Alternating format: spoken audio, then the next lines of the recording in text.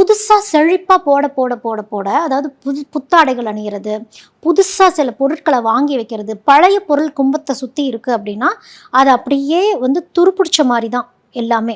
பாதி விஷயங்கள் யூஸ் பண்ணாமல் இருக்கும்போது அது சனி, அந்த சனி அப்படியே தங்கிரும்.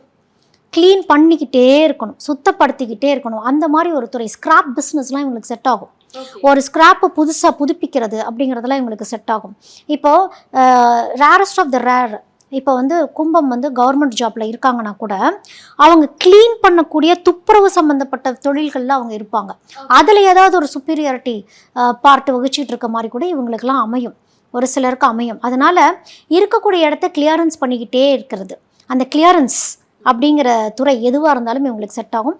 மீடியாவில் இருக்காங்க அப்படின்னா இவங்களுக்கு மியூசிக் ரிலேட்டடான விஷயங்கள் ரொம்ப நல்லாயிருக்கும். ஏன்னா இவங்கள்ட்ட வந்து ஒரு கலைநயம் அப்படிங்கிறது இவங்கள்ட்ட உண்டு. நடனம், பாட்டு, ஸ்க்ரீன் ப்ரெசன்ஸில் வராங்க அப்படின்னா கூட இவங்க வந்து சூஸ் பண்ணுற கேரக்டர்ஸ் ஆகட்டும், டீம் எஃபர்ட் தான் அப்படிங்கிறதுல வந்து கான்சென்ட்ரேட் பண்ணணும். நான் தான் அப்படின்னு நினச்சிட்டாங்கன்னா கீழ் நோக்கி போயிடுவாங்க.